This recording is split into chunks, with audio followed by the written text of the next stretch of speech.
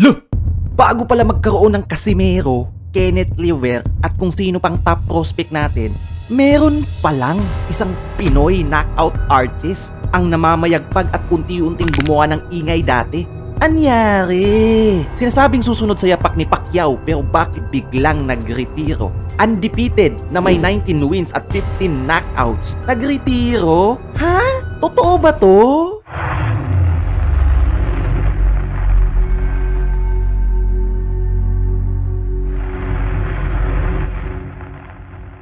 Marahil narinig nyo na ang batang ito alias Dugong Kampyon. Nagmula sa prominenteng pamilya na may malawak na kasaysayan sa boxing. 2-division world champion ang tatay nito at 2-time world champion ang tiyuhin nito na parehong kilala ng mga solid Pinoy boxing fans. Ang tinutukoy natin mga kababayan ay si Dodi Boy Peñalosa Jr. Bata pa lang ay nakitaan na ng abilidad at maraming binaklas noong amateur pa. Sa katunayan, naging 2-time national champion sa ating bansa. Isang southpaw na may taglay ring knockout power, halata naman sa knockout ratio niya. Trivia lang, alam mo ba na ang lahat ng Peñalosa boxers ay mga southpaw o kaliwete maliban sa tatay nilang si Carlos Peñalosa? Si Jerry Peñalosa ang pinakagumawa ng marka sa kanila. At pati si Freddie Roach ay bilib dito, kaya tinawag niyang pinaka-technical na boksingerong Pinoy sa kasaysayan. Matindi! Balik tayo sa ating bida mga kababayan. Magkaiba man ng boxing stable, batchmate o kapanahunan to nila Tapales, Pagara at yung mga boksingerong nag-umpisa around 2010. Alam mo ba, nung nag-professional to, 9 wins with 9 knockouts ang itinala niya ng sunod-sunod. Parang Weljo Mindoro ang hype nito dati dahil inaabangan. At eto pamalupit, sa debut fight niya sa US ay undercard agad sa Pacquiao versus Marquez 4 noong 2012. Grabe! Pagkatapos nun, ipinadala naman siya sa Macau, China at nilampaso niya ang Thai fighter sa loob lang ng 3 rounds. Tuloy-tuloy ang arangkada at lumaban pa ito ng 4 na beses taong 2015 at 2 beses taong 2016 bago tuluyang nawala na parang bula. Ano nga ba ang nangyari sa one of the most promising boxer sa kanyang panahon? Makakabalik pa ba? At nasa na kaya siya ngayon? Ayon sa Sunstar Cebu, in-announce raw mismo sa Facebook page ni Dodi Boy ang opisyal niyang pagretiro. Kasalukuyang naninirahan sa US kasama ang kanyang pamilya.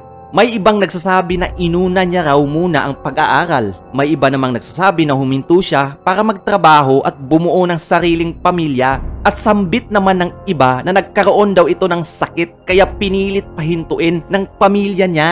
Noong 2020, kasagsagan ng pandemya mga kababayan, nabanggit niya ang dedikasyong bumalik sa boxing. May ano ka ba? May date ka ba na pwedeng sabihin sa amin kung kailan mo gusto na bumalik? Ginawa ko po lahat. Or gagawin ko pa rin ang lahat. Gagawa po ako ng paraan makabalik na agad sa boxing po. Dagdag pa niya, pumunta at nanatili siya sa US para talaga sa boxing at hindi pa raw siya tuluyang huminto. Actually, hindi po ako talagang totally na huminto po. Nandito po ako dahil sa boxing po talaga yung sadya ko talaga dito sa Amerika. Sinubukan ko po na ibalik yung karera ko. Ngunit mula noon ay hindi na natin siya nakita sa mainstream o kung anumang balita. Kaya tanong ko sa inyo mga kababayan, may tsansa ba sanang maging world champion to kung nagtuloy-tuloy lang? Tara, ating balikan ang ilang highlights niya para kayo mismo ang makapagsabi kung gaano kabagsik at kalupit itong binansagang Dugong Kampyon, Dodi Boy Peñalosa Jr. Okay, laban ng Dodi Boy Peñalosa versus Lule Raya. Ito yung undercard ng Pacquiao versus Marquez 4 mga kababayan. Philippines versus Mexico. Panoorin natin to. Uy, tinamaan! Kita naman si Dodi Boy Peñalosa fighting in Filipino flag trunks. Diba? Grabe yung debut ni Dodi Boy. US kagad, tapos isa sa bigating laban pa nung 2012, napasabak kagad sa undercard ni Pacquiao. Kasi syempre si Pacquiao tsaka si Jerry Peñalosa, dikit yan, magkakasama na talaga dati pa yan. Naging naging part ng corner din yan si Jerry Pence, sa pagkakaalam ko dati, nung mga laban ni Pacquiao, nung mga early fights niya sa US. Highlights lang to mga kababayan ha, para masipat natin kung ano yung mga ganap niya dati, kung ano yung mga galawan niya, di ba? Shout out kay Mark Apostol 5575, sabi niya tapos nang mag-like. Uy, grabe, bara-bara tong luliraya na to. Balasubas na ano, agresibo. Okay, second round tayo. Chill-chill lang si ano ha, si Dodi Pence. Kumaka-counter siya eh. Good yung distansya niya, kinokontrol niya yung kalaban. Good hook, nasaktan yung kalaban pre. Yan na. Idol brother pa shoutout from Surigao City, from Raul Ramos. Uy, galing umilag. Grabe yung mga ilag na yun. Low blow yun ah, pero grabe yung kalaban din. Ayaw paawat ng kalaban, tinamaan ng hook. Nako, ang dali lang singitan ng counter nito. Iyon lang. Grabe. Grabe. Nakita nyo yun? Woo! Bagsak agad. Diba? Yun yung mga suntok talaga na ano, one punch knockout talaga. Maghahanap ka na ng unan. Grabe yung testamentong ginawa niya, no? Undercard kay Pacquiao. Ito bakbakang Dodi Boy Peñalosa Jr. versus Chompon Prombanpot, isang Thai fighter. Ito yung laban ni Dodi Boy mga kababayan after nung undercard niya kay Pacquiao versus Marquez 4. And sa panahon na to, dumayo si Dodi Boy Peñalosa papuntang Cotai Arena, Macau, China. Kilala yung mga Thai fighter na matitibay, makukunat, di ba? Balasubas din. May konting daya na style nila. Pero syempre, hindi papayag yan si Dodi Boy. Talagang ina-knockout niya bawat kalaban. Kahit anong lahi pa yan. Si Dodi Boy yung nag-initiate, yung kalaban naman na Thai fighter, umaabante. Pero walang, uy, ano yun? Aba, may mga ganun-ganun pa. Tignan natin, aba. Shout out po kay Reganaliera. Nako, tinamaan. Yung kalaban niya gusto niyang mamain si Dodi Pence. Paano mo magagawa yan? Malakas yung Pinoy na yan. Pag ganyan yung style mo, talagang makakatikim ka ng hook or uppercut. Yung kalaban na umaabante na magkasamang headbutt. May ano din, may malakas yung loob. Shout out kay Marlo Vete from Magkasag, Libagon, Southern Leyte. Naku, sobrang bukas niya sa counter. Tsaka sa body shot din mga kababayan. Sobrang agresibo niya eh. Uy, bagsak yung kababayan natin. Naku, tinamaan ng left. Natsambahan sa first round pa lang. Maagang nagdiwang yung Thai fighter, pero tignan natin, tuloy natin kung nasaktan ba ang Pinoy.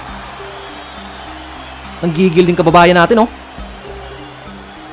Naku, siya pa yung nasaktan. Tinulak yung kababayan natin. Aba, malakas yung loob nito.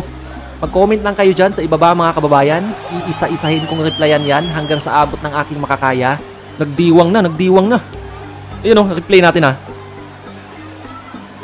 Ayun, tinamaan ng counter. 1-2. Nagulat din yung ano eh, yung Thai fighter. Talagang upset yung habol niya dito eh. Tsaka big stage to kasi sa China to eh. Malaki yung bigayan dito. Ano yun? Time. Ano yun? Sintas. Uy, ayun lang. Nagantihan ka ng 1-2, Brad. Tumayo ka agad eh. Masyado kang tensyonado. Aba. Lah, siya pa yung matapang oh. Nasaktan yun. Ayun, tinamaan ng 1-2 ulit. Body shot. Yun lang. Babanatan ka na. Nako. Diyan pa naman malupit si Dodi Boy Pence sa body shot na yan. Grabe. Dinidikitan niya, binubuli niya. Yun, good straight. Nakapuntos din yung kalaban eh. Nahamon niya, matibay daw siya. Tignan natin. Matibay ka, uppercut dalawa. Antayin mo yung hook ko, tsaka straight ko. Grabe, matibay nga. Aba, pumapalag pa. Pero gewang-gewang na siya eh. Saan ba nanggagaling yung lakas ng loob ng taong to?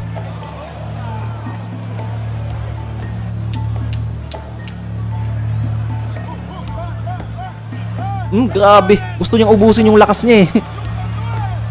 Kung gusto ka talaga, body shot ka sa akin. Pukayin mo pre. Isang body shot lang. Nang matindi. Grabe oh. Ayaw tigilan yung kababayan natin pre. Lah. Grabe matibay ka. Body shot. Ayaw talaga bumagsak. Matibay din. Nagdiwang na eh. Sabi niya akin yung round na yun. Kahit bumagsak ka rin eh. Yan oh. Bang! Nakatikim ng 1-2. Yun lang. Ganyan kalupit. Yung Dodi Boy Pence. Nagretiro sa record na 19 wins at 15 knockouts. Ganun katindi. Dugong kampyon. May lahing Peñalosa. Yun, tinamaan ng yung kalaban. Grabe, umaabante pa rin oh. Batak na batak yung kalaban pre. Walang takot. Ano kaya nasinghot nito? Pwede ba ako makahingi ng pabor sa inyo mga kababayan? Paki-like ang videong ito para mas gumanda ang algorithm natin at maraming kababayan pa natin ang makakapanood. Shout out kay Jomar Makapanas 1842. Sabi niya, nice content idol, new subs muna ako. Salamat po. Bang! Body shot. Mahapdi yun Brad. Yun. Nako. Isang body shot pa. Grabe. Ang kuna talaga. Pero hindi magtatagal yan pre. Yun na nga ba sila. Yun. Pinaglalaroan na. Ba, nakachamba pa. Tingnan natin. Dikita no. Body shot o bang. Uppercut. Ang tibay.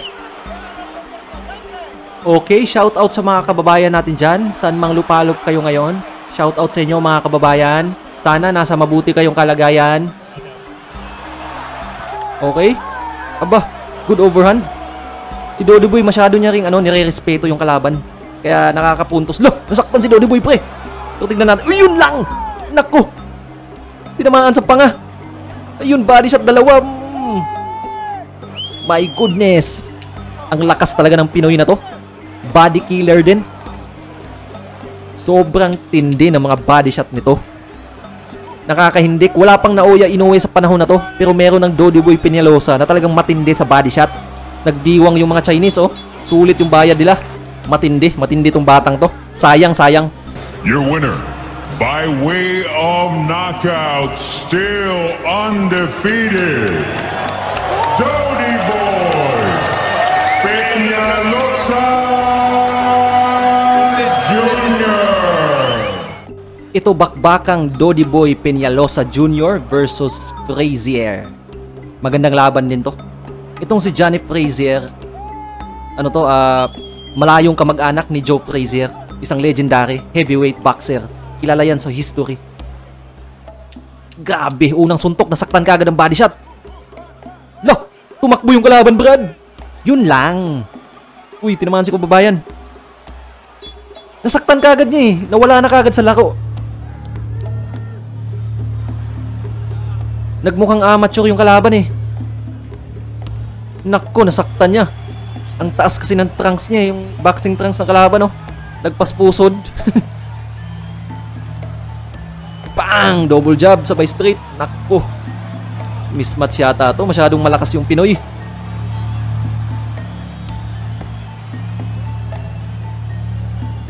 Uy! Body shot. Bang! Uy! Muntik mga uppercut. Uy! Tinamaan. Grabe, solid. Nasaktan. Grabe, solid yung mga patama. Nasaktan, Brad. Body shot. Yun na nga talaga yun. Kasi umpisa pa lang, yun yung doon siya nasaktan eh. Natuluyan lang talaga. Labas yung mouthpiece niya, hindi kinaya. Grabe tong body shot na itong batang to.